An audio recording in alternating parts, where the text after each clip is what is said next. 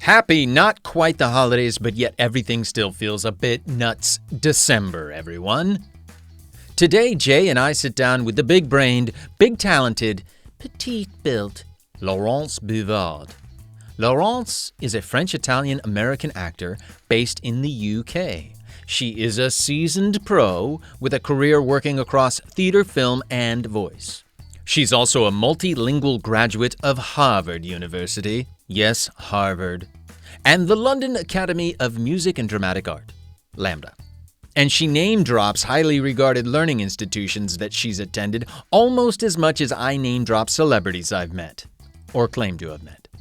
Laurence has brought a wide range of characters to life in video games, so if you're a gamer, you'll likely know her voice. But beyond her acting work, Laurence has been actively involved with Equity UK, that's the UK's Actors Union, for many years, championing the rights and welfare of performers in our beloved industry. With her blend of talent and dedication, Laurence continues to be a respected and highly regarded figure both on and off the stage. And Jay and I have a lot of fun talking with her. This is a real actor's conversation in this episode, folks, which essentially means we moan a lot about the work we don't get. And even more about the work that we do get. That's actors for you. Bienvenue, et je vous présente Laurence Bouvard. Oui, ça va. That's how the show works. And we're very specific. Yeah. Fun and stuff. Fun and stuff. That's our brand. Here we go. Fun and stuff. Fun and stuff. The Offstage Acting Podcast. Oh, hello. Coming at you. Yet Coming again. at you. Yet again. Hot off the press. Hot off the audio waves. The podcast police have not That's taken us right. off the air as of yet. Somehow. So we're here for you on this fantastic December episode of the Offstage Acting Podcast. Welcome. Oh, welcome everyone. Another fantastic intro, Todd. You're so good at it. I am. I'm getting, I'd like to say I'm getting better, but I just started out great. Except And you stayed that way. And No, I'm- you are getting better. You're I'm great. I'm getting a little better. I have spilt coffee on myself, though. That's the first thing out. Great start. But Yeah. I've got this thing. what? I Did know, you it's cooking? grotesque. Did you cut yourself? You cut yourself. No, I know. It's called a mallet finger. Is it for like flipping like sheet music? Do you play the piano? No, I wish it was something cool like this. Guitar? Yeah, but yeah, it's because I need it. No, it's bionic now. No, Uh-huh. Bionic half finger? it's Yeah, what is it's it a for? mallet. It's called a mallet finger. I Mallet? did it playing basketball. Oh, okay. Essentially- It like Yeah, the ball Oh. hit it, and now I think I can do stuff like grab a coffee cup, because it's just like doo-doo-doo, and then I can't. and then you can't. Yeah, And it's your pointer finger too. I know. It really restricts me from like giving people a good solid point. I have to use my right hand, which Oh, do you? I'm a better pointer with my left. Well, I mean, It's really that screwing adds up my extra game. weight.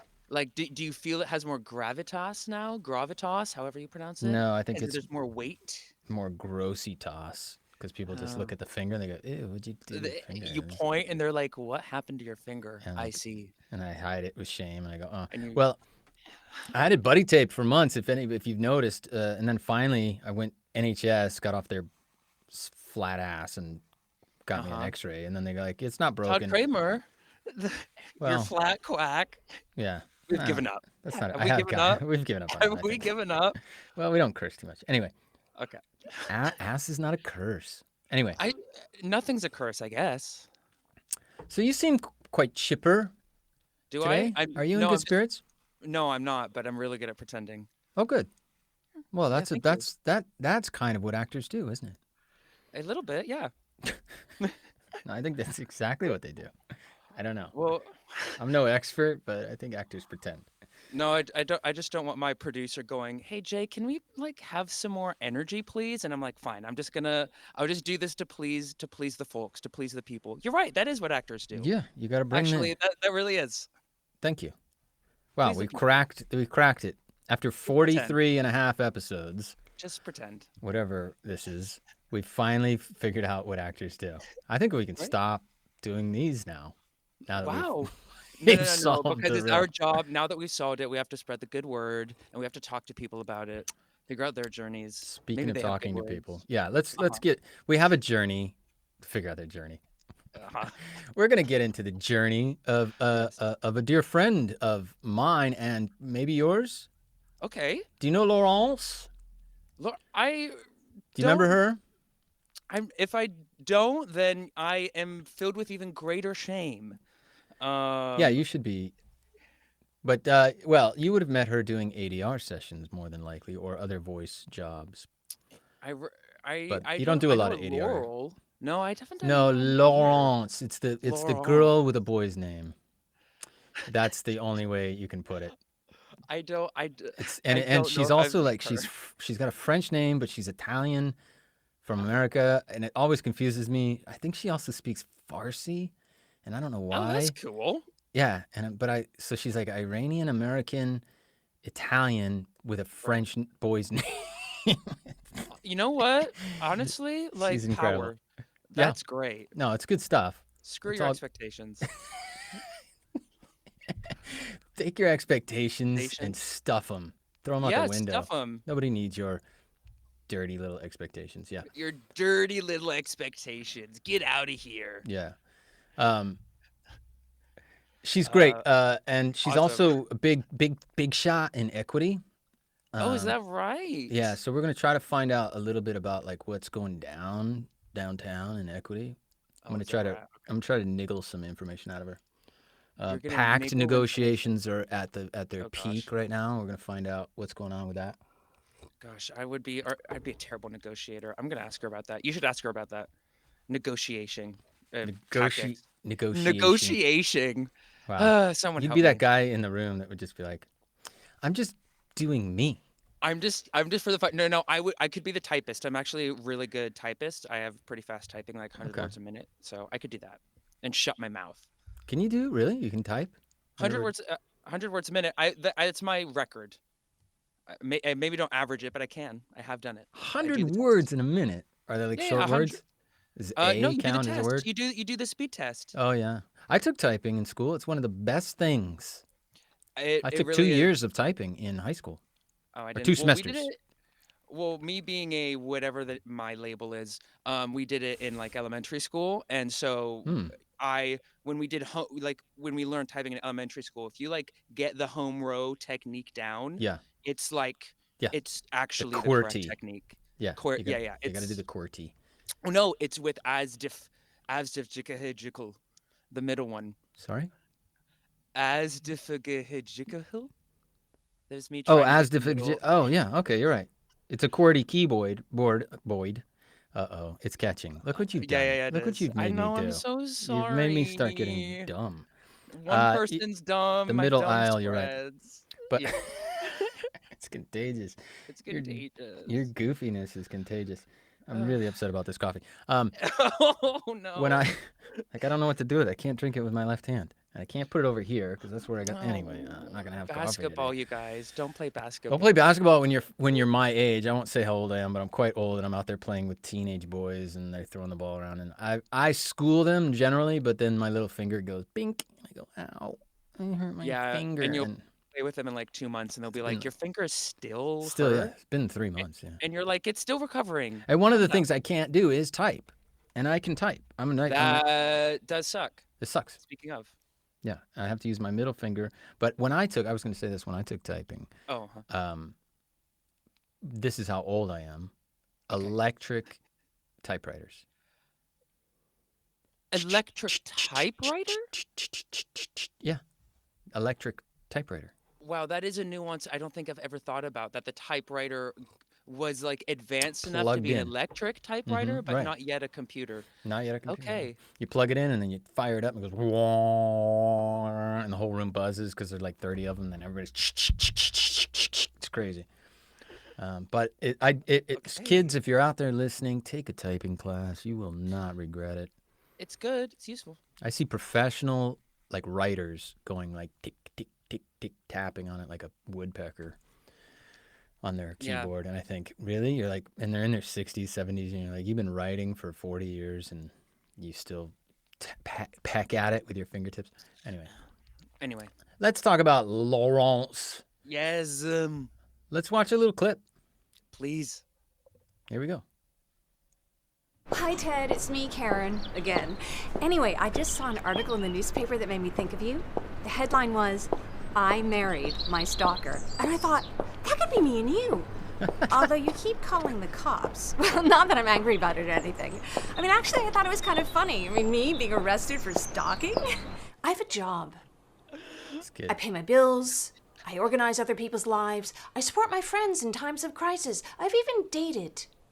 All while being in a living hell. You don't know me. You don't know what my life is or why I might feel desperate and crave a way out. I'm not all the other people you've treated, okay? Stop treating me like a pathology. I'm a human being. I don't know what to say. I believe you. You don't have to say anything, yet. But our chairman wants a full retrospective got a review good look, of what right? went wrong with our due Great. diligence. This isn't a witch hunt, Nathan. But the board has made put her in very, any very boardroom clear that any weak link in the executive. chain has to be identified, and if necessary, replaced. Kind of tough. Or like this police. Looks like police drama or crime. Yeah, I think versatile. You can stick her in any. Hi, it's me. I got the drop. I'm meeting our Iranian friends very soon. You go online and start the trace. I'll contact the French, Italian, and Spanish teams. And listen, don't screw this up, or the NSA will be all over us. Do you remember that time I made you breakfast in bed? Although you were a bit mean about it. I mean, all I needed was a simple thank you, not, how did you get in my house? But I can forgive you for that. You are so cute when you're sleeping. Anyway, call me when you get this. Bye. Love you. We shouldn't be laughing. Stalking is as serious. Nice. There she is. Let's bring her in. Laurence, welcome to the show. Hello. Hello, darling. That was so good. That was great. Thank you. Hilarious. Fun. I don't think any caster has looked at my show reel in years because nobody sends me up for those parts. Yeah. You mostly go for voice, don't you? I do visual as well, Okay. but it's mainly nuns. Nuns. That's a good. Yeah, I didn't think. French farmers. Right. Yeah, that's a weird one. I've done nuns a couple times. Yeah, European who doesn't speak English as a native language. I get a lot of that. Right. That's. Yeah. I mean, listen. If this is your bread and butter, we all got to find our niche, don't we?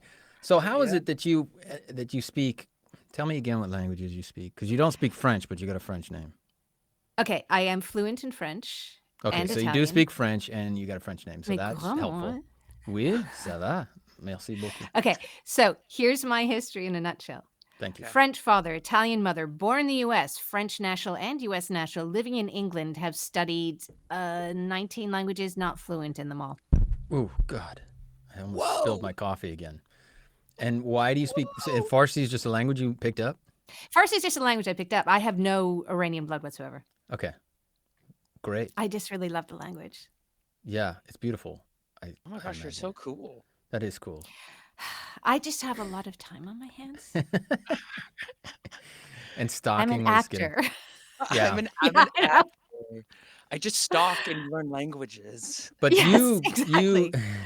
but you went to Harvard for language. I did. You got Wow. I did. you're Phi Beta Kappa, aren't you?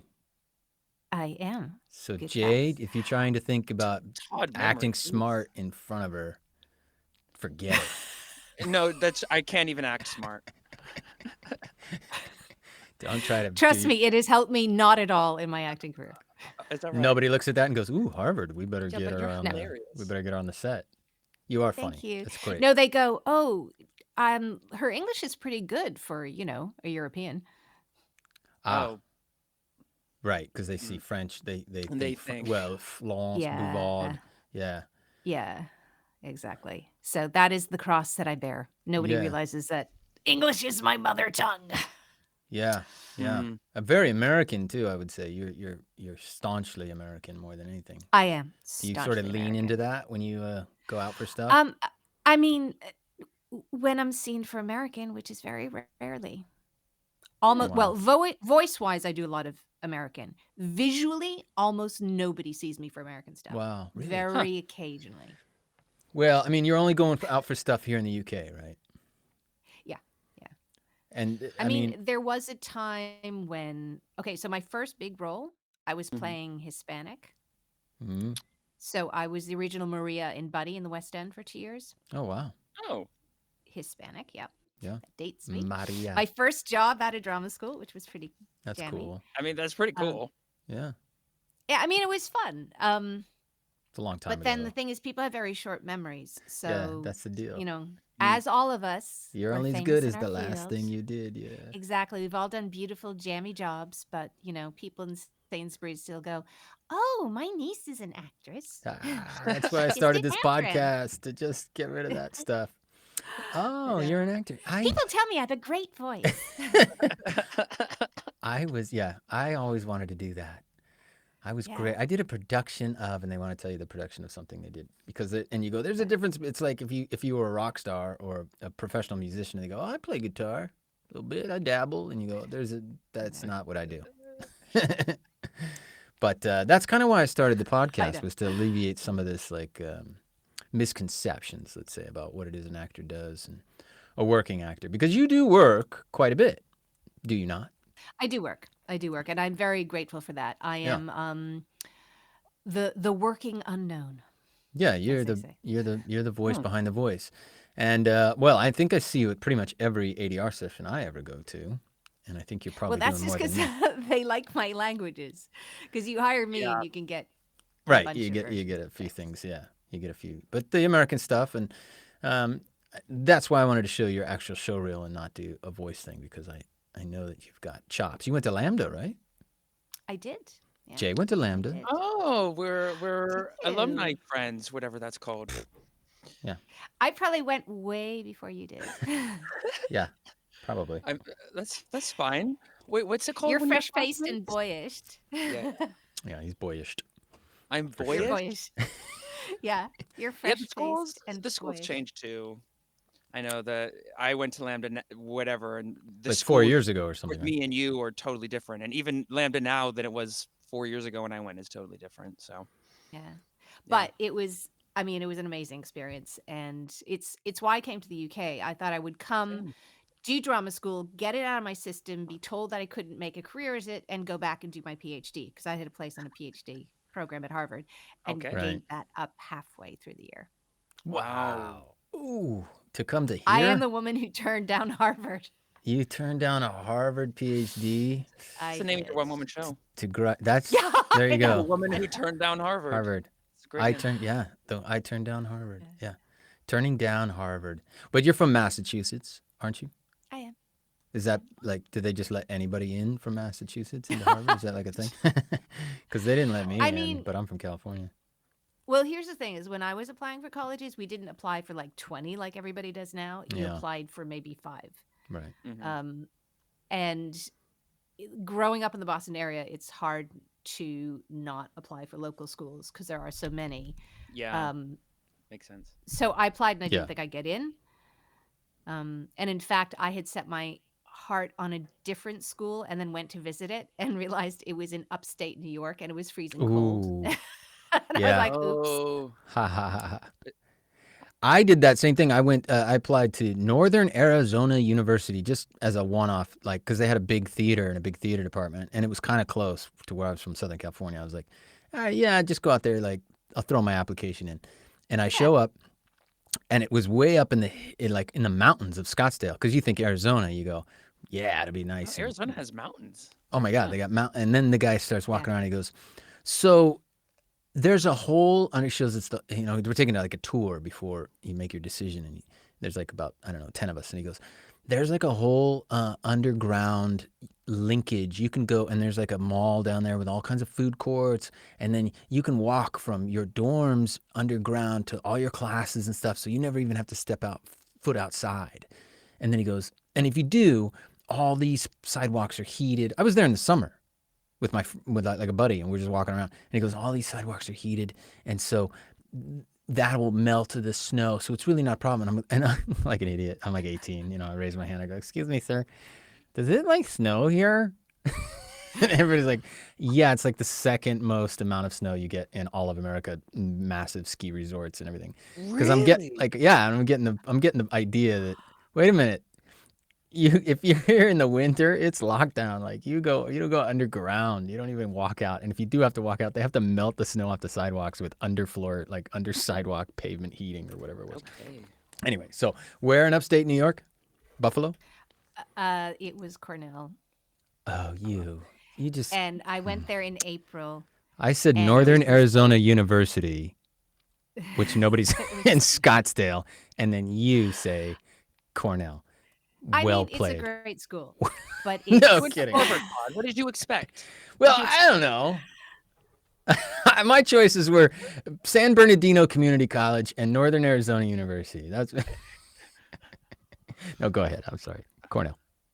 Well, it was beautiful. So great theater department. But I did not realize how remote it was because I grew up in a college town, and I just, Right. Mm, in the back of my head, I just thought all colleges were close to major cities hubs, yeah. and had access Right. to things. Right. And I very quickly realized that not all of them do. And I just went Right. home, went, oh my God, what am I going to do? That was my number one school because I'm not going to get in anywhere else. Yeah. But it worked out. It And you worked be, out. yeah. So at Harvard, you just did linguistics. You didn't study theater. Well, when I was there was no theater major. Oh. It Oh was my not God. considered. Yes, there was no theater major. Yale had a good theater program. Yale did, and I did look at Yale, but I didn't apply because I was interested in math and drama, and they said if you go here, you have to choose one or the other. You can't do both. Wow. Okay. And they were very pissy about it. Yeah. Amazing theater school, but yeah, so I ended up at a school that didn't have a drama department and didn't have a drama major, and that actually worked in my favor. How so? Explain. Because it meant that there wasn't like a drama elite of the people in the department. So everybody majored in something else. Right. And then if you're into theater, we did 40 productions a semester. What? Like the I'm sorry, theater what? scene there Like was one a insane. day? 40. We did them in, there was a Semester's like main 6 stage, months, there was right? a black box, every like house did them, but then people are doing them in like entryways and in Yeah. their dorm rooms and on the Right. street. And it was amazing. It was so vibrant. And because there wasn't a theater major, it wasn't, some Pressure. schools, if you're a theater major, then you're the ones who like do the main stage shows or Right. whatever. There's So like politics if- around it. Yeah, Yeah. they have to give you So- your degree. Yeah. Precedence. everybody did it. I mean, I had friends who were Priority. like religion majors or like, Huh. science Business or whatever. and And whatever, yeah. yeah, business, whatever. And funnily enough, my department had this historical quirk where you had to do linguistics so Yeah. you had to have some sort of subject, and it didn't have to be a formal major. So one kid did I think Iberian languages, so that would be like Portuguese, Spanish, whatever. Somebody else might do Catalan. German. I did drama. Oh. I see. So I was the only person in my class who graduated with drama on my diploma. Right. Huh. Like an undergrad. So Like I it's took on all the of these fabulous drama electives. Nice. Yeah. Oh, that's cool. That's smart. That's so cool. So, Yeah. yeah. And it was drama something you were doing before you went to uni, like in school, high school? Were you big time? So I had been doing drama since I was about 10, Mm-hmm. 11. Okay. On a really School like Yeah, school plays. yeah, school plays, local Amdram, tons of local Amdram. So nothing like, Explain and what I longed to Amdram live is for the audiences. amateur dramatics. Thank you. Um, Lingo. I longed to live in New York City where I could be like, those cool kids that you see on TV who are actually like doing real stuff. But I was doing Yeah. lots of local plays, Yeah. really loving it. Did you have any Yeah, I ambitions was- for New York at all? Oh, Like ever? I Yeah. had ambitions for wherever I could get in. The thing is that when you come from Boston, everything happens in New York. Yeah. Yeah. It's So super close. so the Boston theater scene isn't terribly strong. There is some theater and it's pretty good, but it's very low scale Mm. because, you're a couple hours away from New York, and everything happens Yeah. there. I didn't really, I was from a academic family, nobody in the arts in the family. I just knew I wanted to do it, but I didn't really Yeah. know how or where. The Right. irony is both my parents are big brain academics. My older brother is in radio. Huh. He's like one of the top radio execs in the US. Oh, okay. And I'm in the performing arts. And my parents look at us and go, "What did we do? What How? happened? How? Yeah. How? How did we produce this?" So you just have one sibling, Yes, I and do. both of you went into voice essentially. Well, he's more Oh, of an he's like exec. he's an exec. Yeah. Yeah. Did he ever do Yeah. any voice stuff like So DJing? my brother started off, Bingo. yeah. My brother started off as a DJ. Ah, He went to this school outside of Boston, which had a 10-watt radio station. nice. And yeah, Local. which was great. You go down the road and the Yeah, signal and just disappears. choo. Drive-by radio. He did that. He lied about his age and got an internship in a station in Boston. Nice. He did radio at Northwestern. I mean, he was really has always been super, super passionate about it. Is he Huh. older? Yes. Nice. He's And my so big you brother. were kind of were you watching? Like how much older? 4 years older. Okay, so you kind of watched Okay. some of that then. Well, it's Saw funny him. because our paths felt at that time our paths felt very different Yeah. because he was doing the whole radio, DJ, ads, that thing where I was like doing theater. Yeah. Mm. And at that stage, I wasn't really doing any voice or thinking about TV and film very much at all. Right. But you could witness the creative, like, the hustle, let's say, more so than taking the academic route, which is like, getting Yeah. your degree and then getting a job and then moving up through those ranks. He's out there kind of hustling, right? Yeah, and he was actually quite clever about it, I think, because he realized very early on that being a DJ was not, Yeah. it's Where a the very where the big money was. yeah, it's not where the big money is. Yeah. Careers are, it's like in our industry, they're kind of ephemeral. Yeah. Some people go on for a long time, other people don't. So that's when he decided to get more into the Production. nuts and bolts of it. Yeah, Yeah. production, exec.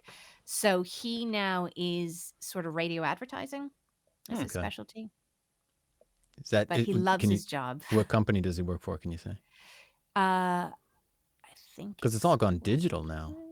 Yeah, Westwood, Cumulus, something like that. Yeah, Like what okay. my brother One of actually those. does for a job is above my pay grade. Right. Right. He could explain it to you, but you would never understand anyway. So It's what's the above my point? pay grade in in all And meanings. lots of in ways. every respect, yeah. Yeah. We get it, yeah. I'm just very proud of him. That sounds cool. What's his name? Pierre. Ooh, Pierre, another Frenchman. Well, shout out to Pierre. Bonsoir. There you go. So you were doing drama and stuff in school and high school. Did you have a little program in high school? Like, was there theater? Yeah, I went to various high schools with various good theater programs, and then, like I said, I was in the local amateur dramatic society, that Amdram. was really good training. Lingo. Yeah, because there weren't many kids involved at all. Some of the shows had lots of kids, but there were very few kids involved. So I was working with adults pretty early on, and that was actually very good practice for me. Right. Yeah. Yeah. it Because would be. there was no dicking around, and they wanted us there on time and showing up knowing your lines, and Mhm. and they were all very nice with me, but there was that thing of I had to be extra on top of stuff because I was the kid. I Yeah. see. Yeah. You don't want to screw up the whole production just based Yeah. on your youthful inexperience, Exactly. as it were. Exactly. Yeah. So how do you get into Harvard? You have to have do you have to have like good grades and stuff? Pass your Yeah. SATs? What was your SAT Yeah. score? Do you remember? I don't remember. Pretty high. What was yours, Jay? Not like Do was it? you remember yours? Well, I had to take it 3 times, but I think Well, ultimately everybody takes it 3 times. I took it like No. yeah, I boosted my math was really poor, so I think I got about to 1275, which was just scraping by enough to get into some kind of university. I think they changed the scoring because I think it's when I did it was either out of 2400 or 2600. I can't believe it. I do actually remember, and I got like 1960. Mm. My math was very good. I was excellent at the Oh, math. okay. But Maybe must have been my math score. I just remember writing was my low. 1275 something was. Well, So no, they changed So it. when they change it all the time. they've Wow. changed it several times Right. because I tutor as a side hustle. Hmm. Oh, there you go. The Harvard grads Yeah. tutoring. Wow, good for you. Well, that's why I tutor that as a side hustle because there was a company hiring. Yeah, Harvard Um, grads. Basically, do anything you want with that. That You makes just go- sense. Yeah. I mean, look, I'll tell you what has been interesting is when I majored in linguistics, I did it because I loved it. I love languages. Yeah. And I remember somebody sort of very sneeringly saying to me, because this was back in the day, like linguistics now is sexy. It's hot. Everybody wants to know it. Right. When I did it, there were only 3 of us in my entire year who were majoring in it, Wow. as Yeah. opposed Okay. to the like 500 pre-meds or whatever. Yeah. Yeah. So So- I remember somebody saying to me, like, what the hell are you going to do with that? Yeah. There's And no I money in said, it. exactly. And I just went, well, I just love the subject. And I do have to say, I use what I learned every single day. How so? Really? Every single day. So all of the phonetics training I have, Right. you give me Right. a new word, I can figure it out immediately. Right. The syntax, I can get into a text. You Mhm. know, all of the Huh. work I did helps me with theater Yeah. and drama and audio texts. Yeah. Hmm. And also, I guess if you're confronted with a new language or you're traveling and things, you can pick things up very quickly because you understand how language is constructed and how language works and where it's rooted from. Yeah, no, I'm just exactly. assuming. So you get your little diploma in your hand, hot off the presses, as Jay would say, hot little Harvard diploma in your hand, and you run to Britain. Is that correct? You get on the next Via flight. fellowship at Stanford. You know what? Okay. I think we're going to have to wrap this thing up. I'm getting sick of you. Todd's This is, getting jealous. you know, it's one thing yeah. Okay. It was just a summer thing. I did, yeah. So I went to, I was at Stanford for the summer before I came over to England, and Okay. That's yeah, cool. that was my. And so they said, there's an opportunity you could go, continue this and go to England, or you just said, I need to get out of here. I want to go do some drama. No, I actually. If you say So Oxford or Cambridge at this point, you will be removed from the airwaves. I swear to God. no. So my senior year, when everybody else is doing spring recruiting and landing these, high-paying Yeah, jobs and yeah. whatever, I, in my sort of bullshit teenage, I know it's right, going, I'm not going to go up for any of that stuff. Who needs the corporate life? No. Mm. And I got myself an audition for LAMDA secretly. I wrote to them, Mm. didn't tell anybody. One morning I skipped classes, flew to New York City, did Wow. my audition, flew back, didn't tell a soul, and was in evening rehearsals that night in Boston. Didn't tell anybody because I thought, you know what, I'm going to go for this. If it doesn't work out, then nobody knows. Right. It's just Yeah. me to mourn. And then in the April, I think it was, I got this letter, which started off in a very British way, which said, Dear Laurence, thank you for coming to audition. In American English, that means No. you didn't get it. Right. They went, thank you for coming to audition. We're happy to offer you a place. And I just was like, okay, now I have to tell my family. Right. Yeah. Guess And the what? first thing my mom was like, when did you audition for British drama school? Yeah. When did you find the And at time the to squeeze that time- in? Yeah. Yeah. At the time, that was the only school that was auditioning in the US because I wrote to RADA and they offered me an audition, but I would have had to come to London. And that one I just couldn't swing, Right. No. not on my student budget. Yeah. So I had my place at LAMDA, and that's why I came over to the Okay. UK. What year was that? Do you want to say? No. Okay. Because I am old. Quite a while back, I would say, right? It was, before Jay was in long pants. Yeah. Okay. So 8 years ago. Yeah, See I'm what I did delayed. there? I'm delayed. Yeah, that's fine. Poor Jay. Poor Jay. Just It's gets fine. punched. He's my man Friday. What? Your Man Friday? Do you get? Yeah, you're my man Friday. You don't get the Is it reference? from Is a that how movie? you keep... Yeah, Robinson Crusoe. Like the volleyball that he kicks or whatever. No, the No? 17th century novel Robinson Robinson Crusoe, not Crusoe. the. You thinking of the No. Tom Hanks movie with the? Yeah. What's it called? Dear That- God, no. a Castaway. Gump? You're thinking of Castaway. I'm thinking of Oh, Castaway. Castaway. Robinson Crusoe. They have No, the he gets similar shipwrecked. vibe. They do have a They have a similar anyway. vibe. It's a compliment. Look it up. My Okay, man okay, Friday. Anyway, but Jay went to LAMDA like 4 years ago or whatever. And so you probably went there before. It was well before. before Jay. there Well was before. internet. Because I'm just trying to get a feel for how long you've been here. Because basically, you never went back. A long time. Yeah, No, it I was- didn't. I didn't go back. I Right. didn't So go back. you And that was You didn't go back. no. You stayed. no, Was it? you transplanted here in total. So how many years did you do LAMDA? So it was just the 1 year post grad because I had training from the U.S. Mm-hmm. and also I'd done my undergraduate degree, so I didn't want to spend another 3 years training. Right. Same. But the reason I was able to stay is because I'm a French national. Yeah. Did you have That's passports what at the I was time? gonna ask. Yeah. So I'm a dual national. So and that was the thing is I wasn't planning to stay, but some of my tutors were saying to me, "You should stay.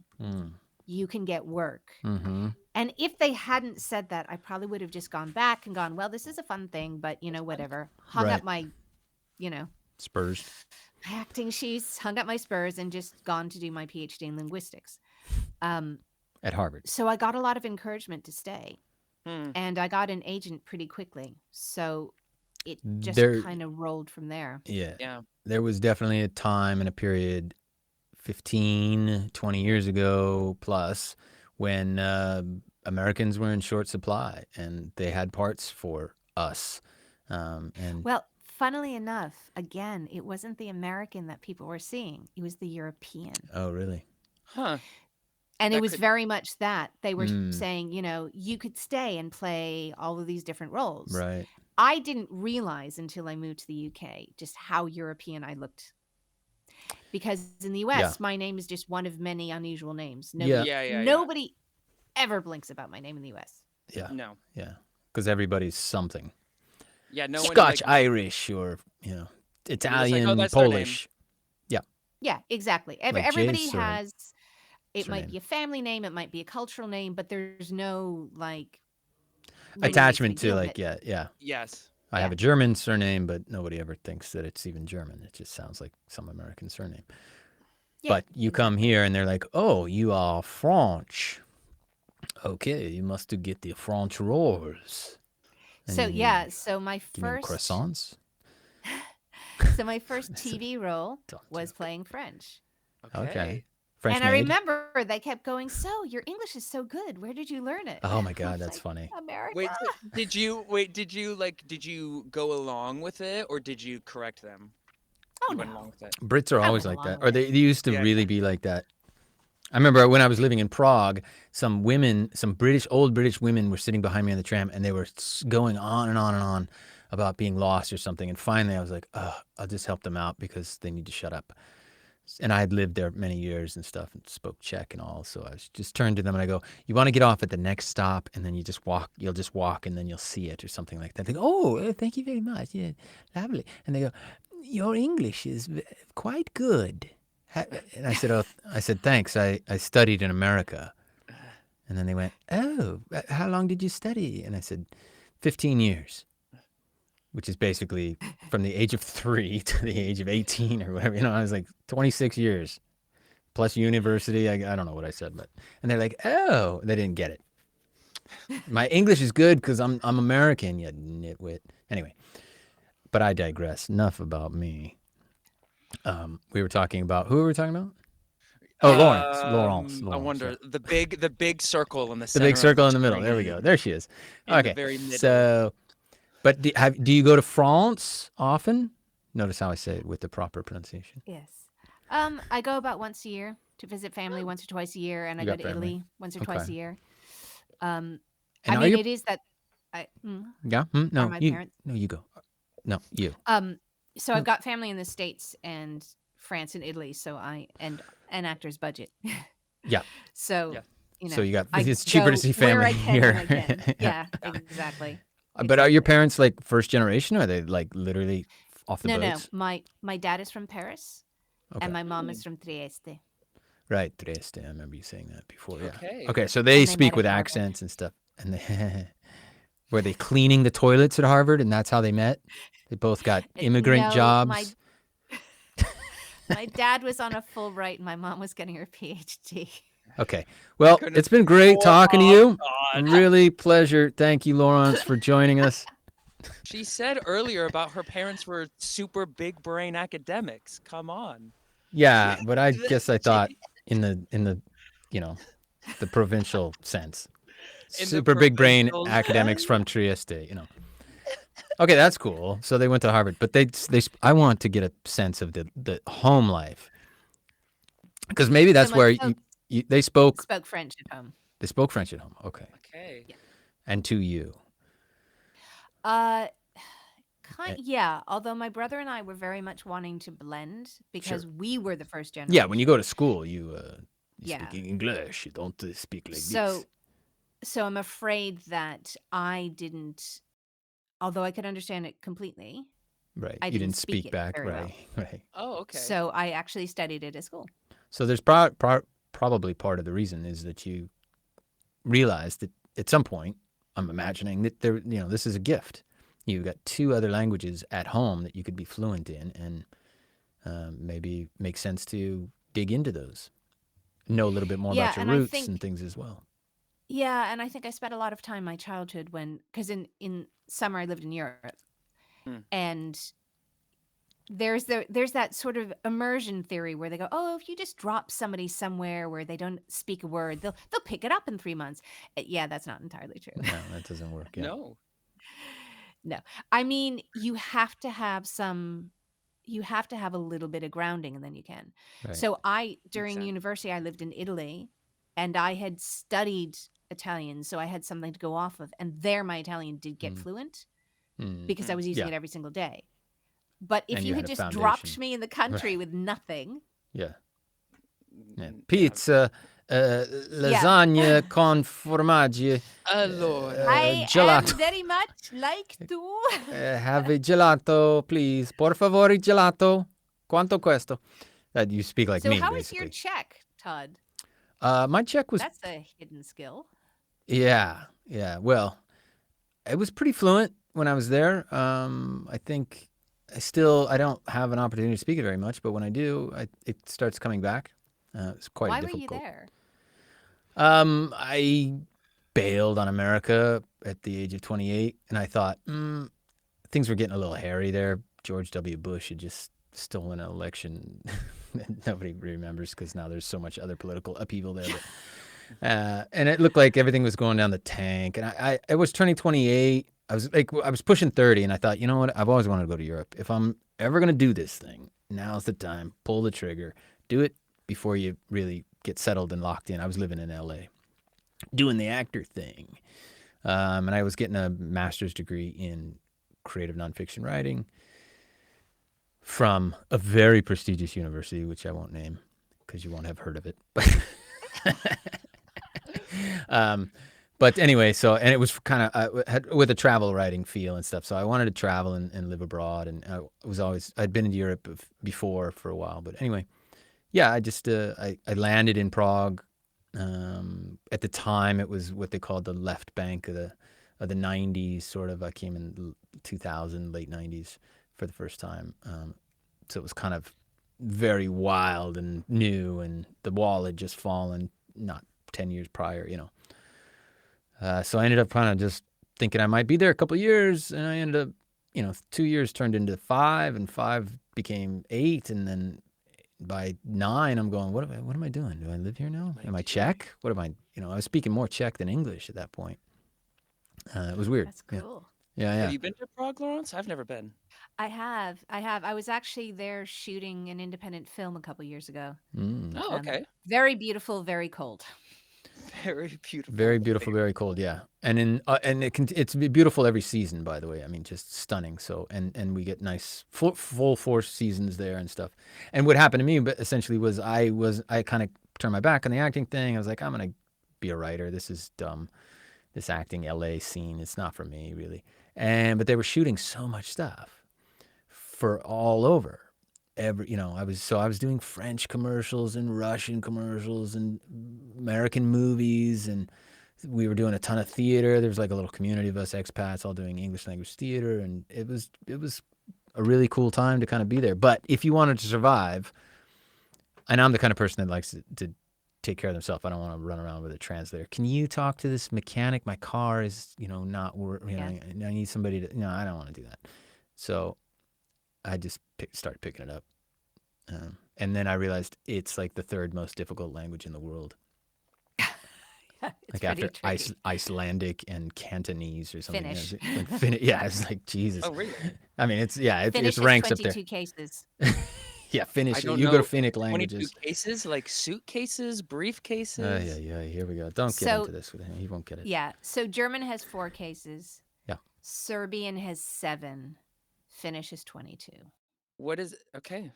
Is a case Okay, like declinations of So in English, we use, now I'm going to get on my nerdy linguistic thing. Here In we English, go. we Great. use prepositional phrases. So if we want to say something is, under the out there? yeah, we'd say under, or we'd say to, or something. In other languages, they use word endings to mean this is an object, this is a direct object, this is an indirect object, this is a location thing, this is I'm Okay. addressing you. Mm-hmm. We have relics of it in English. So the word hello, Yeah. that is a vocative. It's Right. one of the few vocatives we have left. The O at the end of that, O, right. Uh-huh. right? It's the word hail, Hail. like I hail you. Oh, and then not to you. Oh. And the O is I am hailing you. To This you. is a vocative. I'm calling out. Mhm. It used to be an ending on lots more words. It's vanished. Mhm. Languages like Oh. Finnish have kept every Kept it. single damn one. Right. Oh my gosh. Mhm. Halo. Yeah, there's hello. and then with a language like the Slavic languages, for example, they tend to declinate the noun, or conjugate them. So we conjugate our verbs, but they will also do it, and they'll do it based each noun And adjective. And adjective? and the noun based on the gender. So if you want to say like bread, then that can be declinated 7 times. The word bread can be said, or dog or whatever, can be said 7 different ways, depending on if it's a male or female. The word, if you're calling the dog, if it's your dog, if it's it's his dog or that dog over there, and so you have to like. Okay. So the only way to really know those languages is to like grow up in it, because you get corrected by grandma or whatever that goes, no, we don't say it that way, because it's amazing. But I am, like you, I am also a bit of a linguist. I also grew up speaking Spanish, and my Spanish was much better before I started speaking Czech. But Are you still studying languages, Laurence? Like, is there one you're studying now? Endlessly. I'm Nice. always studying. are you on? Because Where you are have so on? much Are time. in You the apps? stock and learn languages. That's right. Are you on Duolingo, or which one do you use? No, so up until earlier this year, I was doing Persian, and the only reason why I've stopped is because the class has stopped, Mm. and I haven't had a chance to get another one. I'm also in the middle of my 2nd master's, and I'm studying conversational AI. It's a Conversational hobby. AI. I want to know Nerd. the enemy from the inside out. Nerd. I've- Yes, I Excuse know. me. What? Nothing. What happened? Well, I'm studying Greek and Hebrew Ooh, because I want to get into I want to tough start. mod. Shalom. Besser. I'm not studying any. I'm not studying any language. I'm not gonna lie. It's sometimes French. Sometimes I play a French game. I go comment dit-on ça, and I do it to all my French friends so that they say words. I basically am saying, how do you say this? Comment dit-on ça en français? And I just point to things or my teeth, and they go dans, and I'm like dans, and then that's the extent of me learning like a baby. But here's the thing: you're probably like working on your acting craft. He still which does the same thing with English, by I the way. should He do, goes, how do you and say? And then they he don't. points at like his glasses.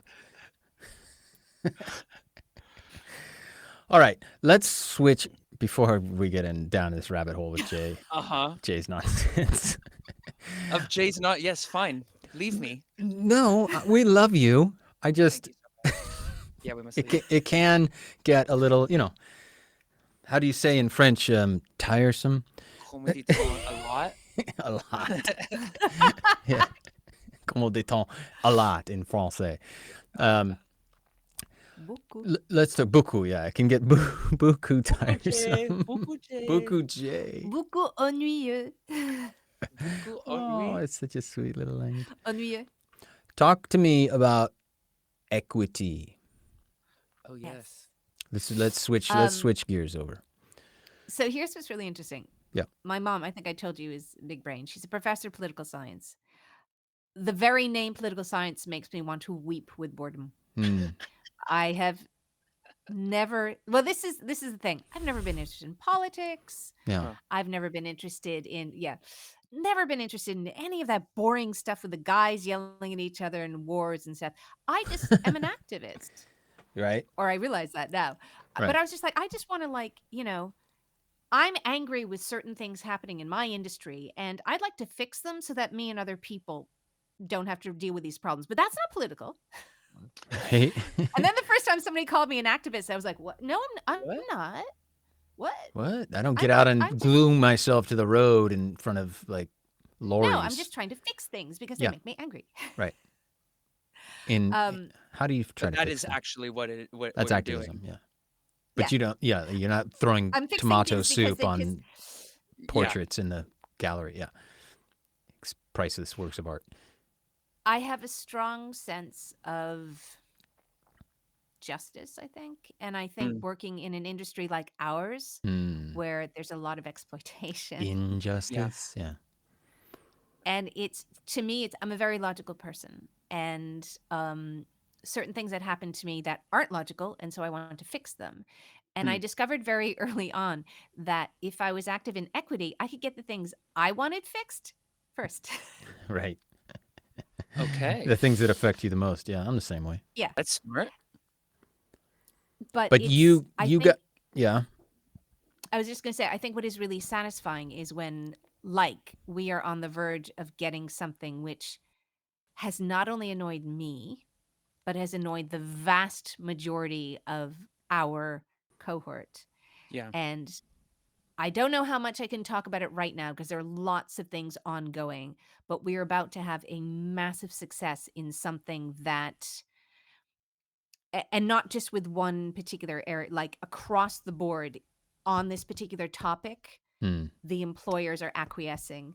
And I can't say anything more about it right now because everything has to be signed off and agreed, and it might be months. But just like I was sitting in a committee meeting last week and I just went, can we just take a moment and realize that they have agreed with us and they are going to make changes? And can we not take this moment and go, yes, we did it? Yeah. And I think that's what makes it really satisfying. Wow. I can go into it a bit myself because I'm a little bit more detached, but I will say, That inspired me. yeah. Well, maybe Jay will actually join the union now, even though we've already had the president of Equity on and others, but Jay's Are still... you not a member of the union, Jay? Here we go. Is this going to happen a second time? Fantastic. Let's go. Bring it. Okay, so here's the thing. Well, actually, no. Tell me why. Tell me why you don't Yeah, want to be a Jay, member. tell us why. Just because I'm... I don't have a purpose or a goal with joining it. I would join it because you guys would tell me to, not because I have a reason. Okay. That's fair enough. I understand that. Okay, so here's the thing, right? I get indemnity insurance through the union, He which doesn't means know what that is. okay, so that What is means if I'm on a job and somebody wants to sue me, I'm insured through If the you union. break something on a job and it costs $1 million, Equity will pay. Or the insurance company that Equity uses will pay. Yeah. Or somebody gets injured, you break something. If somebody gets injured. Yeah. Yeah. If you run the car, they get you in behind the wheel of a car and you run somebody over, they will pay for that. That's one bonus. The other thing is, if you have a problem, like somebody isn't paying you, oh no, Somebody's it's not breaking. paying. Can you see me? Yeah, we see you. Okay. If a job isn't paying you, if they're paying you late, if somebody is giving you a hard time and bullying you, all of that stuff. I mean, I've had endless things that the union has fixed for me. Really? Unbelievable. This guy, not naming names, but a long time ago, there was a guy who found me some work, which was great. Mm-hmm. But he was a fellow actor. He was a fellow actor saying, I've met this company and I think you'd be great for them. Why don't you send your stuff in? So I did. And then this company, the second time round, came to my voice agents, which they should have, booked me through my voice agents, and this guy sued me. Or he tried to sue me. He threatened to sue me because it was like, oh, well, I introduced you, so I should be like. So he sent me a letter. The union stepped on it immediately. Right. Immediately. Great. How? I was in a situation where I wasn't getting the right credit. My name was being misspelled on some audiobook stuff, and it was over and over. And it didn't matter how many emails I sent. I was like, this needs to be adjusted. No, it's not. And I remember it was like, no, it's not. It's Todd with 2 D's and a K, not a C, and it was not. And then they'd write, and then they'd go, we fixed it. And it would say Todd Kramer. And I go, no, it's not Todd. It's not Tim. And they were even getting my name wrong when they write the email. Sorry, Tim. I'm like, it's not Tim. It's not Todd. It's just Todd. And finally I was like, enough is enough. And I just wrote, I said, if I need to get my union involved, I will. And they were like, oh, no, we'll handle it. They didn't. So the union guy, there's a guy who's responsible. I think his name's Rick. Just for credits. Write him. Boom. He goes, I'm on it. He writes me back. I think 45 minutes later, they're going to fix it right now. And it was done. Because the thing with equity is, if nothing else, everybody understands that equity is a big body of attorneys. It's like we have lawyers, big lawyers. They have your back. We got lawyers really on have your retainer. back. They do. And it's not just they, because this is the thing I'll say. It's us. That's the beautiful thing of equity. And I posted something recently. I'll just tell this quickly. Because we were going to have Howell on, but he got scared and ran away. I sat in some meetings with for actors, professional actors, who were then sort of explaining to this new breed of there's a new guard that are running the union, and they have union experience, but they don't have entertainment experience, so they don't know how to what kind of troubles and issues we face, right? So they are having a lot of fact-finding meetings and getting big groups in and stuff and having full days, which is great. And I was sitting in on one of those. And at that point, I explained, like, geez, I don't even remember where I was going with that story. What was I talking about? You said you put a post up or Oh, something? right. So from there, they said, we just want to do a survey. It was about self-tapes. And we just want to get a survey from actors. What's your self-tape experience? Because we were basically saying, these self-tapes, we don't know if they're watching them. They're throwing these things out at his last minute. They want them back by Monday. It's Friday night, 6 p.m. They want them the next day. We're having to get all kinds of people. We have to get somebody to read for us. You have to get the lighting. You have to get the background. They want us to do it in our kitchen with our kids, with our dog, go outside. Just insane amounts of requests, right? Mm-hmm. So we wanted to get everybody's feedback, like, in the country. And I posted in some groups I was in, and I got my first troll. I'm very excited. I got my first troll. This other actor guy who was up in the north, and he was like, equity, they just want their precious, they're a bunch of Londoners. They want their precious in-person castings. And I don't know what accents he does. That's terrible. But some northern, And he was really trying to slam me hard for posting. And then, because I didn't respond, I just posted it. I don't go back and look at Facebook. And I looked again later, and he was like, Todd Kramer's gone quite silent. You see, we've shut him down and all this stuff. And finally I kind of write back, and I'm like, I don't know who this they is. It's your union. He's like, I'm a member of equity. I'm like, well, get involved. What are you talking about? It's a survey. Why are you angry at your own union? It's not they versus us. It's us.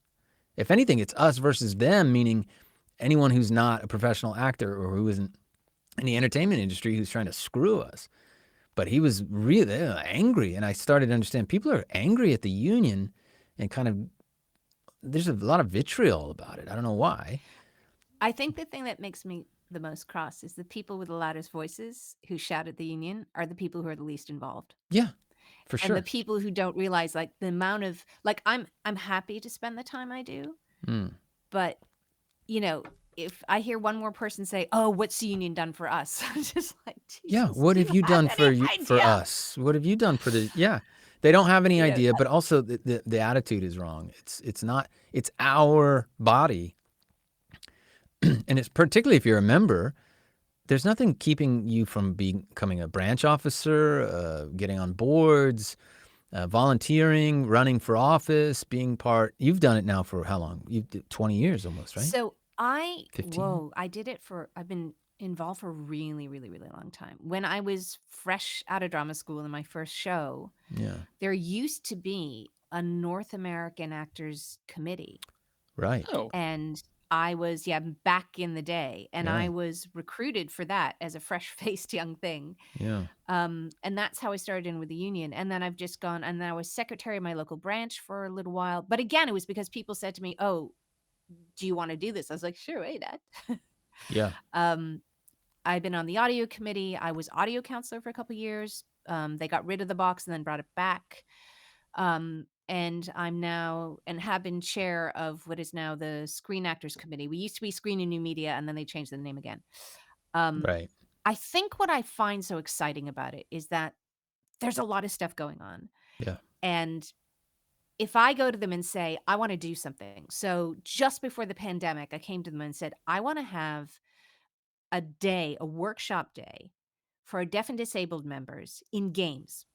Mm. Because this is a very talented community of performers who don't get opportunities.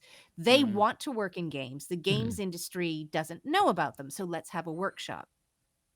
And they went, okay, fine, set it up. Yeah. So I did. Yeah. We went to Grey Eye, which is an accessible theater in East London. We had it there.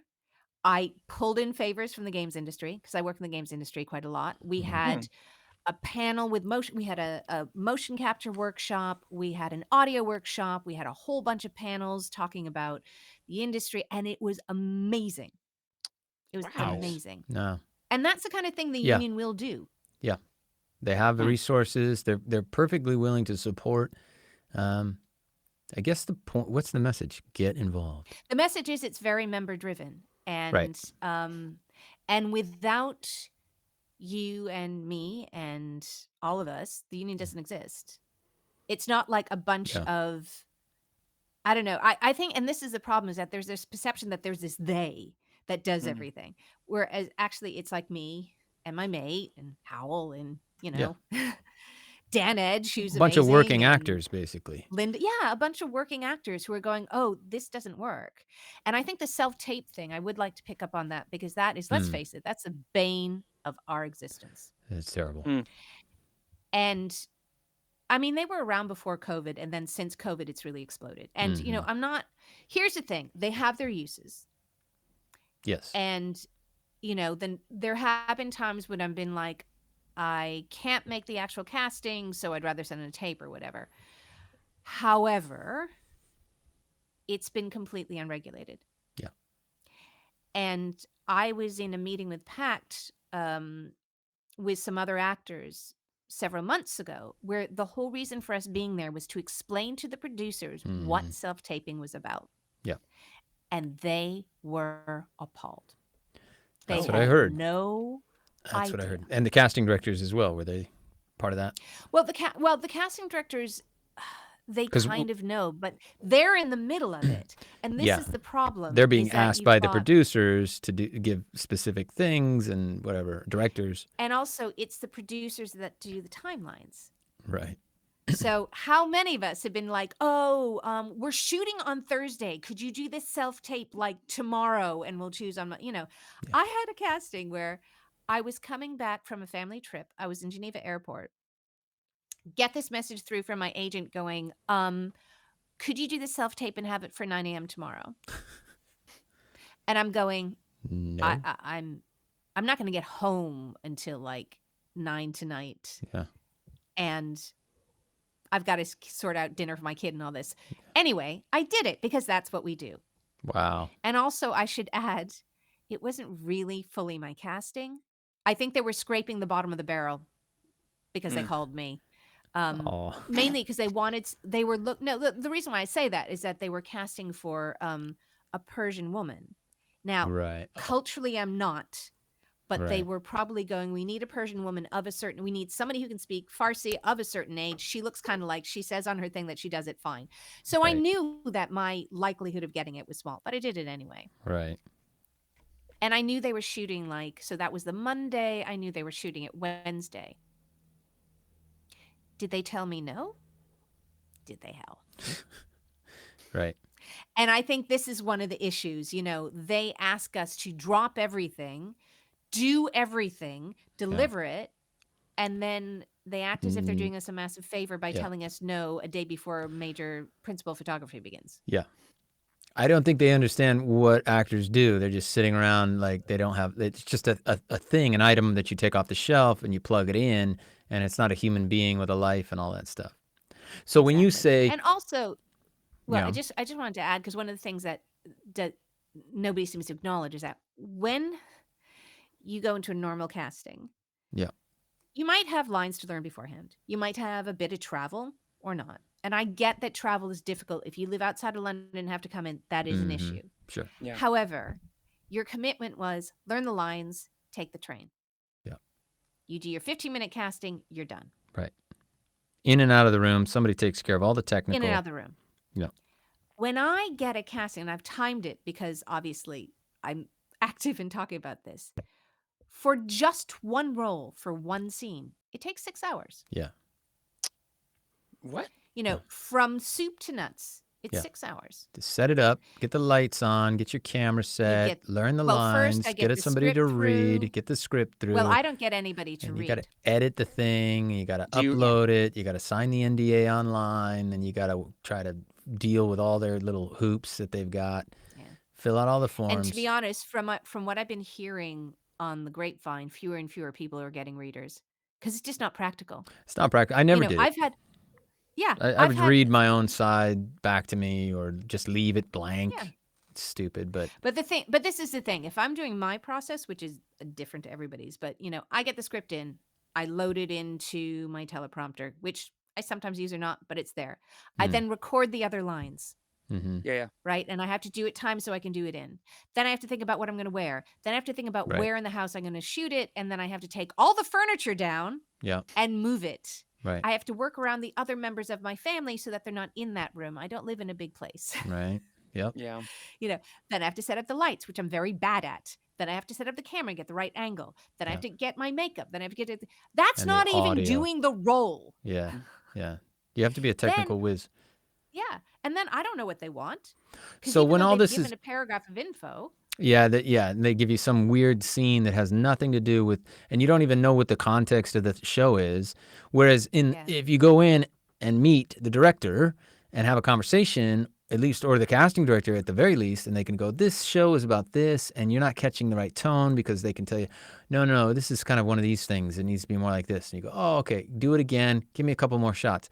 This is one shot. You get to guess.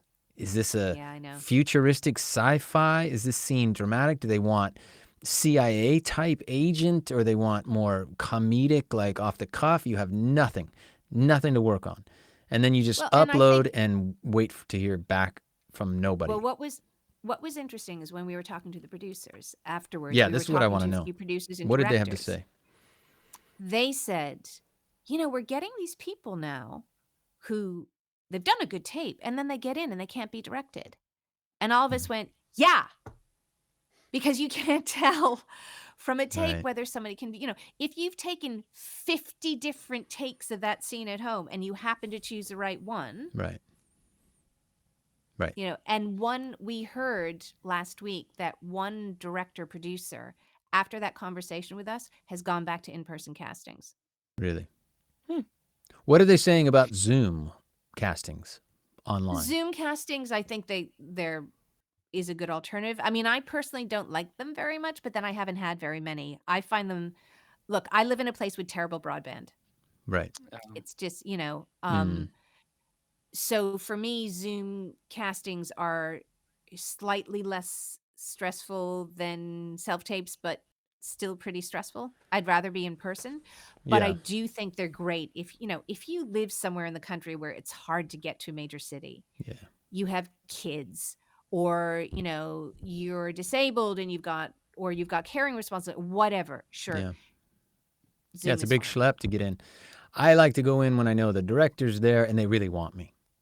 They've looked at my show reel. They've picked me, and it's down to, I don't know, it could be 10, 12 maybe, but it needs to be down to a limited number. You send in a self-tape, you don't know. They ask for 50, 100, who knows? And then they And there pick. have been times, and I'm sure Sure. you've had this, there have been times when you get the thing, you're like, oh, It's a I'm one of cattle the call. outliers that they're throwing in because they can. Yeah, because they just want to give some options to the director.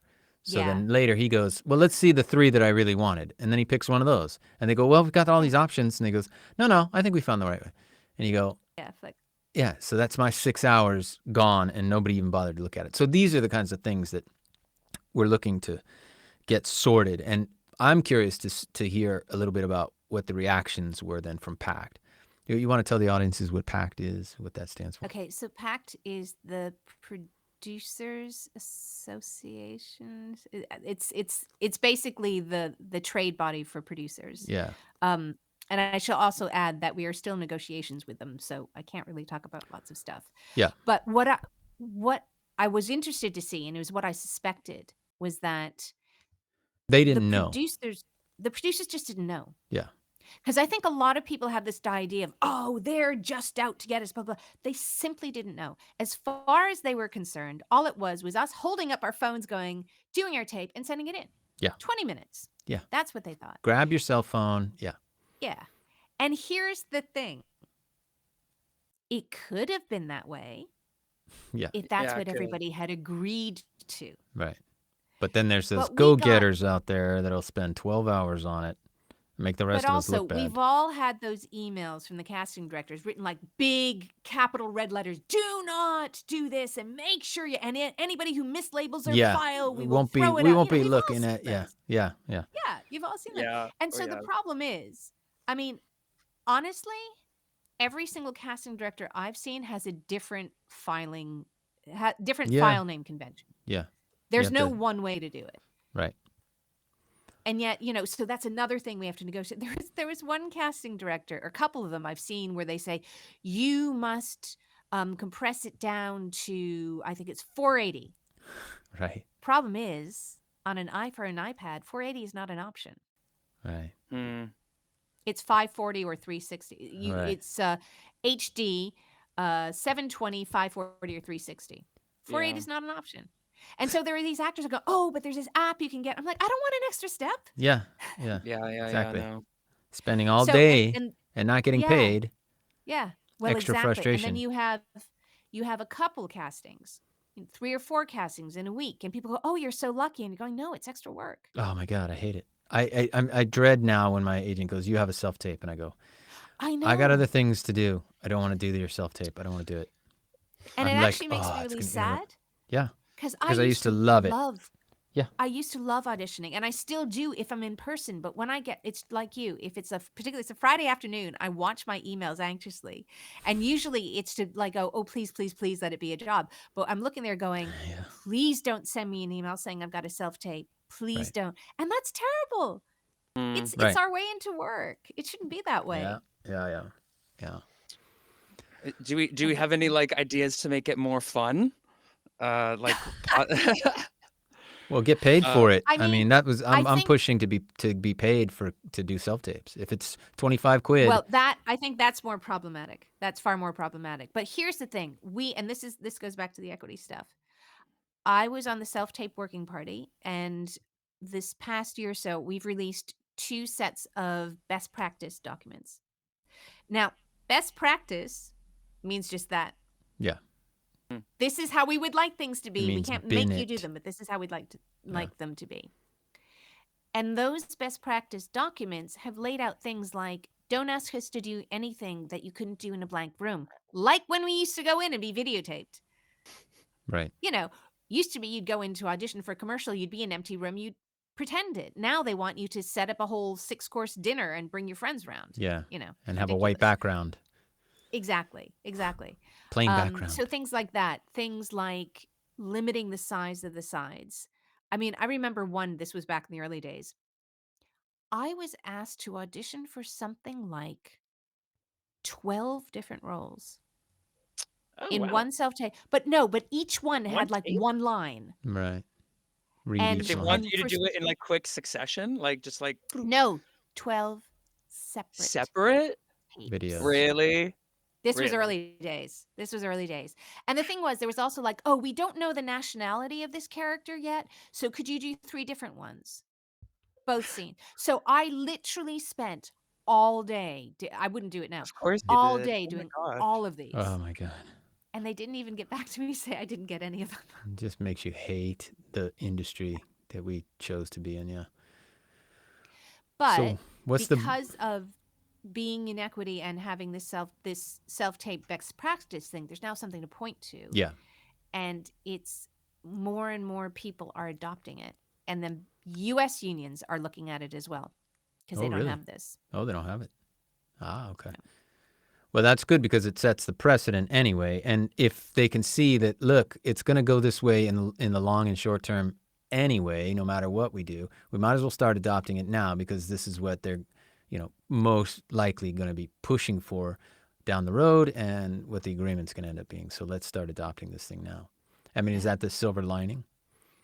Yeah, and I think the thing is, okay, sure, there are a few bad players in there. But by and large, we're all just trying to do our job the best way we can. Hmm. And I honestly think that most people, whether it's a director or a producer or a casting director, they're working on their job. They're Right. not thinking, What's- oh, an actor may have several different castings. Oh, an actor may live on their own. Oh, an actor may not be able to do all these things we ask. Because there's always, like, I have a friend who's an amazing actor who's also a photographer. Right. He has this beautiful separate studio out back Right. in his detached home just outside of London where he has space. Right. When he wants to do a self-tape, he wanders in and gets his wife to read in. And so Yeah. for him, it's a completely different experience than for me. Yeah. Yeah. Yeah. He flips a But switch. people will look and- at his tapes and then they'll look at Oh, my look, tapes. Gorgeous. Yeah. And here's the final That thought was on that too. interesting. Yeah. I just wanted to add, that was Yeah, go. interesting. When we were in the PAC meeting, one person went, oh, well, we don't care about the quality of it. It's fine. You just do whatever. And then this voice piped up from the end of the table from one of the producers and went, that's bull. You Yeah. know that we really do care. Yeah, of course. And it's a bit like if you're a teacher, right? Back in the old days when kids handed in homework on paper, if you had one that was written in beautifully neat handwriting Right. and one that had last night's dinner dripped down it, Yeah. even if the kid whose dinner dripped down it was a brilliant writer, you would immediately look at it and go, that's trash. Yeah. The presentation, the one that gets submitted in the very fancy binder that's really expensive but it's terrible work hoping to get the A just because the binder looks pretty versus the one that uncrumples it and kind of goes, oh, here's my masterpiece. And, frankly, I would probably do the same thing if I were a caster. I'd look at these things, go, oh, that one's out of focus, or, oh, they're not really lit well, or, oh, look, this person laid on a whole dinner and got their friend. Ooh, that looks good. Yeah. You know what I mean? Yeah, and then you can show And I that. already know I'm at a disadvantage. Well, this is the problem is a couple things. They don't look at these show reels anymore. You say to yourself, well, from the show reel, why aren't you watching the show reel? And they'll ask for things that are on my show reel. They'll go, we need a presenter that, I go, well, that's exactly the same thing. I just take my show reel and submit it. Like it's down there, a newscaster, and I'm like, I've done that a million times. Here it is. Look at any one of my reels, which are on Spotlight, which are supposed to be like checking out first. Then decide if you want me. Then we can talk about nuance to the part and things. But if you're just getting a self-tape from somebody, and this is interesting because you just mentioned it, was my sensation is they want the role, they want the exact performance that you are going to give on the day in that self-tape. And they're looking for that. And when they see it, oh, he nailed it. She nailed it. Boom, we book them, hire them. And then on the day, they need to be directed and they can't. They just do the one thing that they did on the showreel. And you go, that's the difference between an audition and a self-tape with no notes, no idea, no clue, and having not seen what I can do as an actor in my showreel, not recognizing that I'm an actor and I'm not just a singular thing that has a singular look and a singular style, and boom, that's the thing we want. I can change. We are trained to be chameleons, right? We're trained to be able to 100%. deliver a performance. So if you can look at my showreel and go, okay, he fits enough of the criteria we need for this role, his look and his height and his age and whatever else and his accent, perfect. I've gone the best I've ever done is when I go in and actually just talk to the director and don't even really read, because all they need to figure out from there you form a is relationship. can I work with this guy? I can see that he can act. I see his resume. I see his training. I see his showreel. He can act. But is he cool? Will I get along with him? Great. Once we've established that, okay, thanks for coming in. And boom, you walk out. And by the time you walk out, your agent's already calling you. Okay, you booked it. And that's all he wanted to do. That's a good director that knows what they're doing and knows actors and the job of actors and the craft. But that's faded. It's gone. It's disappeared. Directors don't know what actors do or how they do it. And if you don't know, then it's plug and play. Something else that you touched on was about the number of people being seen for a role. Because one of the things I used to like about particularly being over here was that when I'd go in for a casting and you look around the room, there's like maybe 10 of you, or you look at the list and they're like similar. Your group. Yeah. You know what I mean? You're like, oh yeah, I see why I'm in this. Right. Yeah. Whereas now with the self-taping, they're choosing, and they do it on the thing. Oh, we're giving more opportunity. No, you're not. No. You're not. You're just trying to get somebody else to do your job for you. Well, here's the thing, right? If you select 10 people to tape, you will look at those tapes. You'll look at the whole thing. If you select 50 people to tape, you're not getting more choice. You're doing Tinder. Yeah, that's what they do. The Tinderization, that's Howell's thing. I like that. The Tinder, swipe left. But that could even be now at this point, like, well, let's see, we don't have enough diversity in this thing. So it could be a white male. It could be an older Asian woman. It could be a younger black man. It could be, and let's just see. And then you've got, instead of a bunch of guys who look like me and fit that bill, because they've done their research, they've done their job, they know that that's what they want and that's what they need. So they're looking for that, somebody that can fill that role. They're looking now to the actors to tell me what possibilities are out there. It's like I get like going to an ice cream shop and getting the taster spoon and trying every single one, as opposed to walking in and go, well, I know I like chocolate. And that's, or something with chocolate in it. And you go, oh, that's a couple varieties. Too, and this is a weird one, is that, so I'm petite. Mm-hmm. That's just, Congratulations. I'm short, I'm small, Well done. I'm skinny. That's who I am. Mm-hmm. But the thing is with self-tapes, you get people look at the photo. Right, they can't tell. And even if they read your stats, they go, oh yeah, well, they're rough. The number of roles I have gotten through that have said things like I had one recently that said something like, she is a sturdy woman who's clearly lived most of her life outdoors, with the farm animals. I'm like, what about me says that? Yeah. And if you go in person, I know it's tragic. You go in person, they'll be like, okay, I can see you. No, we had something else. Right. Fine. But with these tapes, I mean, I do remember I went up for a role, and bless them, I think the main reason they put me up for it was set in France for a major film, which is out right now. And I read the thing. It was like, she's an elderly grandmother with a toothless grin who can barely move her heavy body around. And I'm like, what? So I was like, well, screw you. I will do this looking like me. Yeah. So I did my thing. And actually the caster this time, bless her, did send a note back to my agent and went, oh, yeah, do tell Laurence thank you for auditioning. We went for somebody sturdier in the end. More sturdier, older, more toothless. Well, it's It like, actually but looks, here's the thing. I am the size I am. yeah, I'm small. I'm not big. yeah. Sorry. I'm not going to be a big It's not even buxom. performance anymore. I know they want the look and not the performance. Because back in the day, if you can get in that room, you can change their mind. If you Yeah. can work with the people, that's where the relationships come in and stuff like that. Because you go, look, I know this isn't what you had in mind and you had pictured in your head. That's fine.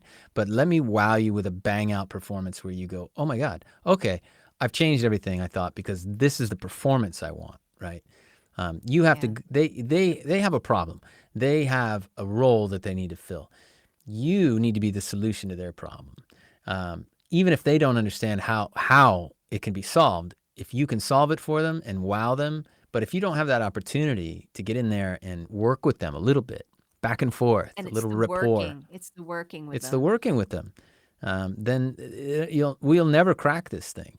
And I don't know who's getting all these jobs that I haven't gotten. I'm curious because I'm like, I well, know. I don't know who can do this self-tape. It's ridiculous. I'm surprised they don't just come back and go, hey, we screwed up. These self-tapes are awful, all of them. I'm thinking, well, somebody's nailing Well, this thing. I think the difference is, I mean, I have way more castings now than I used to, Right. but Hmm. that doesn't necessarily mean anything. Translate to Like, work, yeah. Mm-hmm. what were you going to say, Jay? Well, no, that's exactly what it's been my journey actually with my acting agent. So I've had a voiceover agent, right? Are you with Voice Squad too? No, I'm Um, with Yakety Yak. so Todd, Don't that's how I talk know back. Todd this way. But so what I love about them is that whenever I get an audition from them, I'm like, oh, a test. I'm like, oh, I can do this, right? Like this is meant for me. But I was with my previous acting agent, non-voiceover acting agent. I got a decent amount of castings, but like I would never receive the email and look at it and be like, oh, this is right for me. I would open it and I'd be like, I mean, Mm, I guess I'll send I them guess. something. yeah. But and so that's kind of and so we split ways earlier. I've been like looking for someone for like a while and then finally they, sent the email being like, "Hey Jay, I don't think this is working out." And I was like, "You're right, it's not." Hmm. Love that you said it. It was totally fine, good vibes, and I'm glad that they said something. And like let me be free. So that for the last, 6 months, I've been like honing in on like my brand. We a lot of this conversation has got Brand. me going about brand, and I know like I kind of hate that word, but at the same time, like I need to like make my spotlight profile. This is in my mind.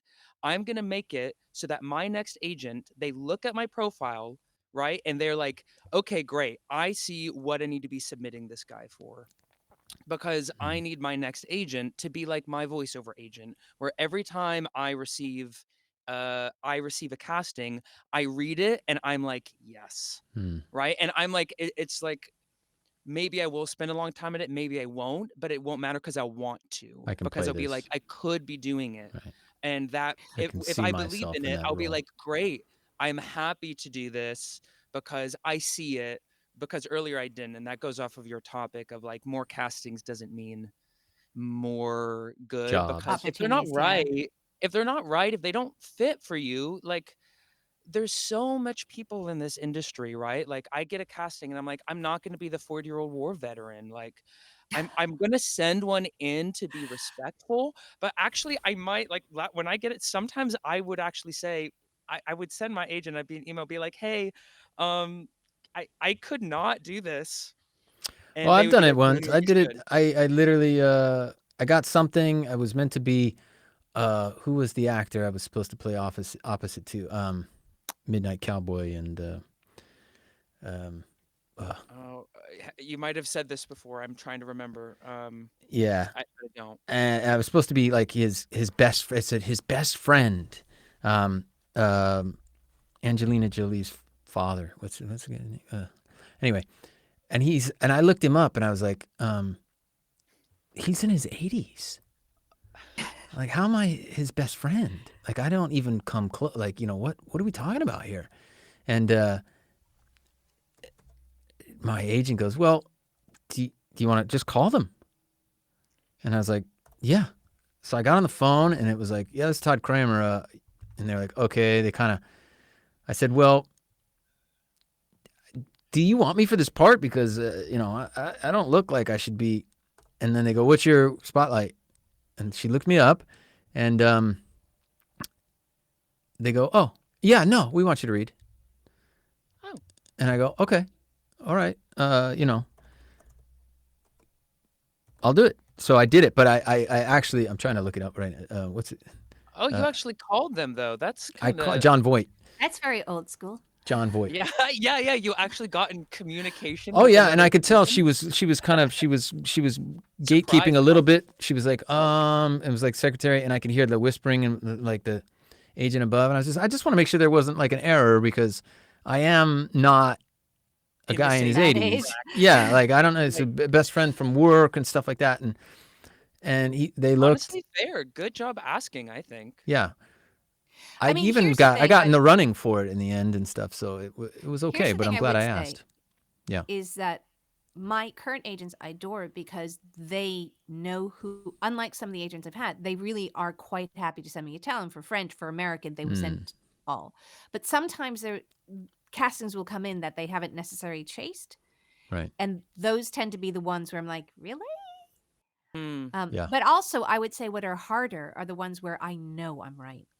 I Yes. 100% know I'm Those right. are hard, And I yeah. think because it's a tape and I'm not going in the room, they won't see why I am so right. Yeah. And those are the heartbreak ones. Yeah. Um, Yeah. But Yeah. the other thing I would, Will they even watch this thing? I know I nailed it. I'm perfect for this role, but are they even gonna watch the thing, or am I just fodder? They already have somebody cast, and they just want to have some backup or whatever. You never know. the thing I wanted to pick up that Jay said, which I think is a good point, is What? yeah, I do some castings over for voice, Yeah. and I don't mind those. And the reason Oh, why yeah. I don't mind them is because they only take 20 minutes. Yeah. Or, maybe if I really want to like go into it, I can spend up to an hour, maybe. Maybe. But the fact of the matter is, I'm recording. I don't Yeah. have to set up lights. I don't have to set up a camera. I can I've read got it. my I don't have to setup. It's just memorize. voice. Yeah. Yeah. No, It's voice yeah, castings exactly. they're genius. They're great. And I mean, sometimes they're paying because you think, what do they want? Do they, will I do? But it just is less of a burden. Yeah. Those I can toss off like You that. bang them out, and and then you forget sometime about I'm 'em. like, yeah. Sometimes I might do 3 takes, Yeah, you can do a or I couple might do a extra warm up takes. or whatever. It's a completely different thing. And I think it is that it's far less of a burden. If self tapes were literally hold your phone up and act to the phone, Right. Maybe. that would be awesome. Maybe that's Yeah, where the 'cause, TV will go. visual includes voice. Like, like on camera, you have to do as much work as a voiceover audition because you're using your voice too. But then you also have the Yeah. visual element, which is arguably, debatably, probably truthfully, more work and You think more so? like. I I don't think mean, that's debatable. It depends on the vibe. It depends on the vibe. I Okay. really do. One time I did a casting, and I was doing this play, and I couldn't go home. I couldn't do anything. And it was a site specific play in like this abandoned hospital. So I got my actor friends to just record me in one of the rooms because there wasn't another option. So the casting was going to get it. And they loved it. Like, and in the background it wasn't neat, right? Like the sound definitely like echoed off the walls. But I got a callback. That was one of the only callbacks, one of the main callbacks I got, and they kept recurring auditioning me. So I Wow. think sometimes it's just, and I didn't spend an hour on it. I had to go in and be like, I have no choice, which is going You off can of what you're see talking how about. Jay is not yet jaded. He hasn't You can, and I will grown bring into this the. in, You but see how the. but this does have to do with in-person castings because at that Yeah. time, just like an in-person casting, I didn't have the 6 hours because I literally was using my friend's help. I Yeah. literally only had 15 minutes, and whatever I was gonna do Well, that's was what gonna you're gonna be do. it, Yeah. which is also like an in-person. But maybe they really wanted you, or they just Yeah. needed a guy your age with your look, and so they were really kind of at that point. And that's when Yeah, you get lucky in those respects. Okay, And it I, was brilliant. Lawrence, yes. when can we expect some news from these negotiations? What are we looking at? Because we can do this Honestly, I don't conversation know. can I go don't forever. know But because it's next year, early next year, when is everything going to be next perfect? year some point. Next year at some point. It's just one of these things where, we go to them with our proposals, they sigh a lot, they come back, they think about it. It's everything takes a long time. Nobody's putting a deadline on any of this stuff? I mean, Nobody's there are saying. certain deadlines. The reason I'm feeling optimistic is that there are there's a bunch of stuff that is still not agreed, but some of the things that they've gone tick box, are Okay. things where I'm like, Ooh, I thought we'd have to battle over that one. fight. Yeah. But the thing is that I can see why they've gone tick box, yes, because it's low hanging fruit for them. Right. Things There's that don't they pick and choose their battles. They're probably a couple that they're really and I think, but again, that gives me hope because here's the thing, and this goes back to the original thing about the Union, Jay, is that we as actors can sit around and bitch about all of the hundreds of problems we face. Just like, there's problems in every job, but ours more so. Just like we're doing now. Yeah. Or we can get together and do something about it. And for instance, with the threat of AI, which we haven't even touched on, Equity has an AI toolkit. Equity has a dedicated tech organizer who's he was talking in Parliament tomorrow.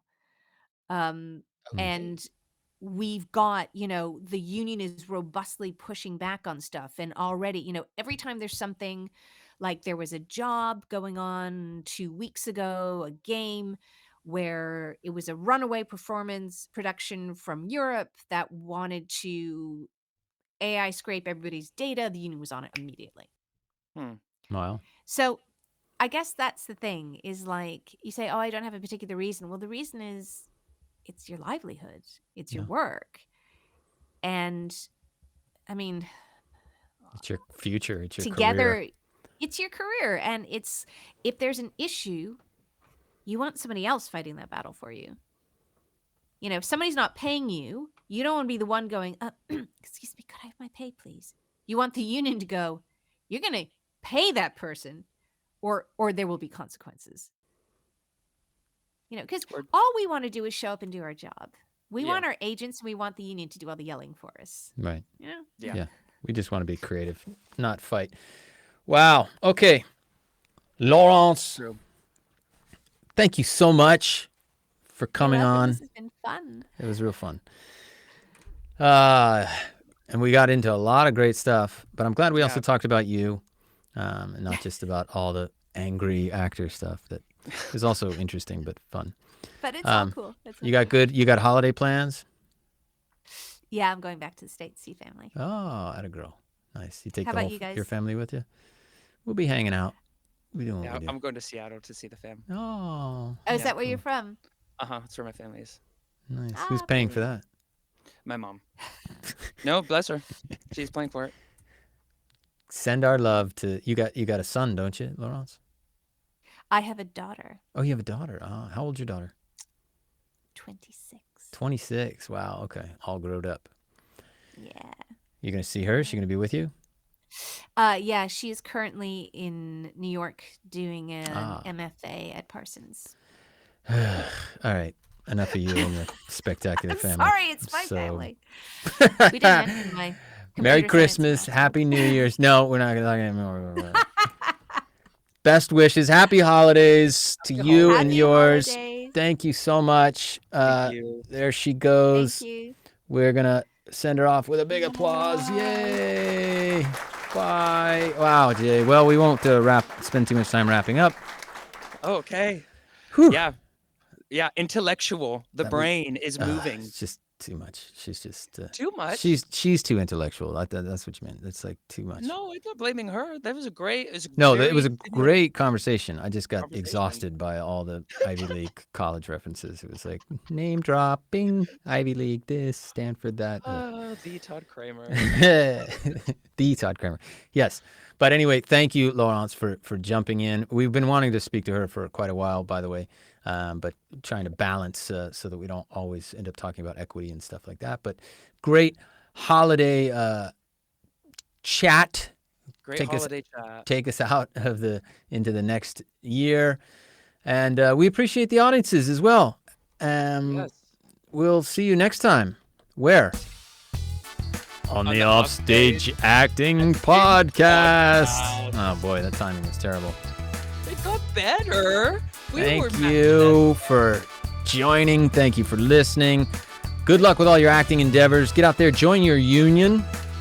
If it's equity, if it's SAG, if it's some other union where you're at, get part of it, get into it, get acting, and we'll see you next time.